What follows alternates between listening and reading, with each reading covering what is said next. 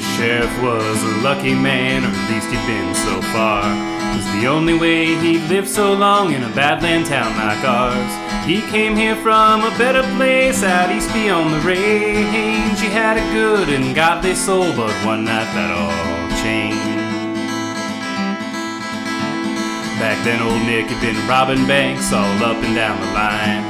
His desperados hadn't found us yet, but it was just a matter of time. So when a band of men on coal black horses rode into the town, the sheriff and his posse sprung a trap and circled them round. Now we don't want any trouble, Nick, the goodly sheriff said.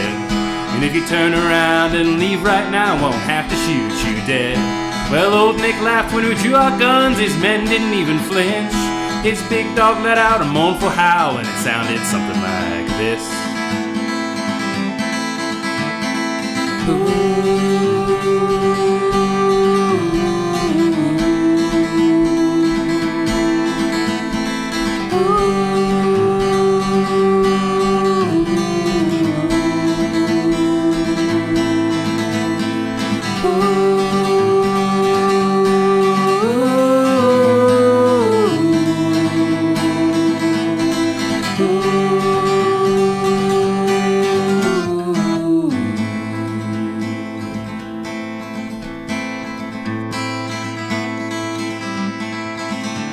Their eyes locked across the dusty square, yellow on bright blue.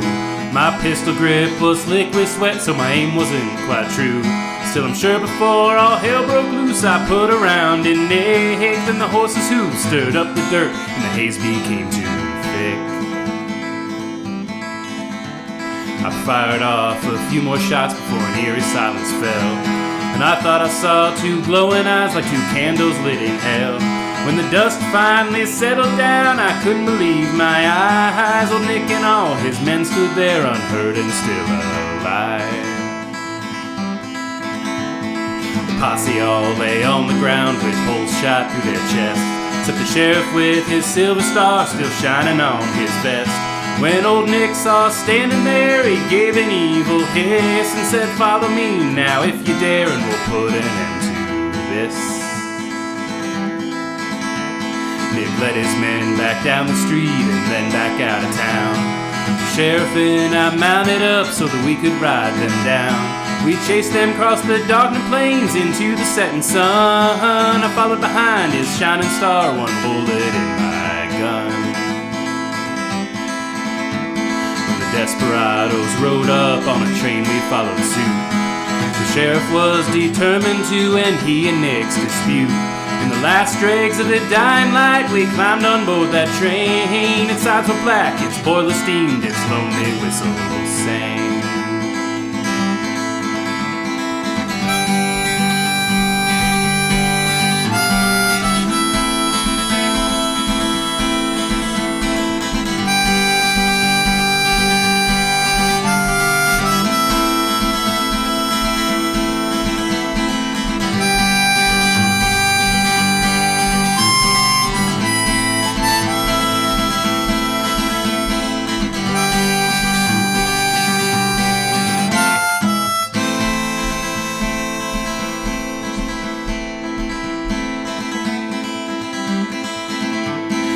Stepped inside of the caboose and I saw Nick up ahead.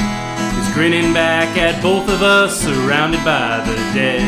He waved for us to follow as he pressed on through the train, and we passed out of the world of men into the world of Cain. On that ghost train I saw devils of every shape and size.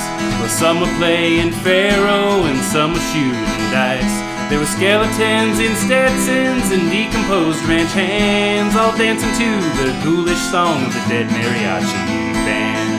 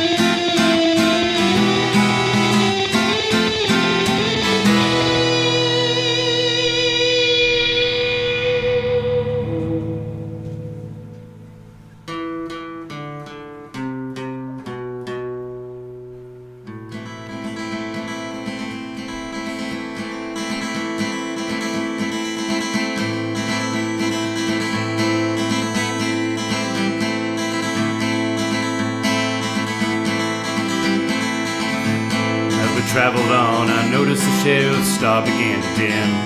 It was harder to see through the dark, separating me and him. Then all at once he disappeared behind a door of flame, and it was then that I began to see the truth of old Nick's game.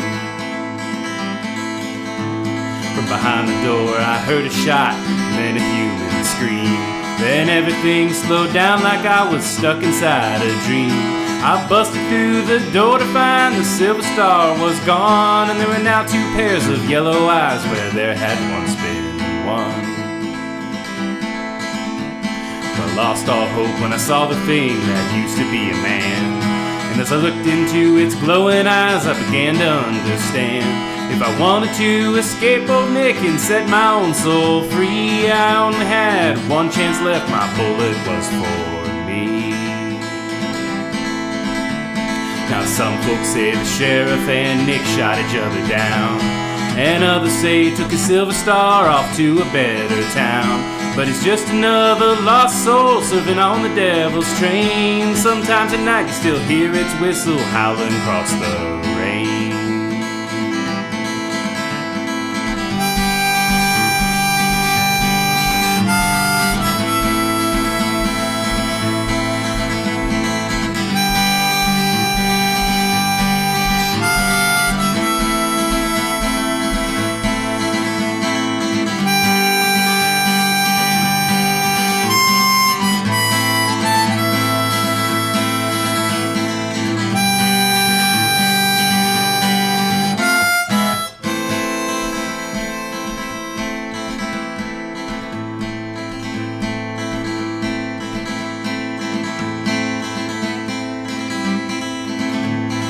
That's the story of a good and godly man and how he fell. Lost his silver star and ended up on the 310 out of hell. So if you ever think you're proof against old Nick and all his friends, remember how our lucky sheriff met an unholy end.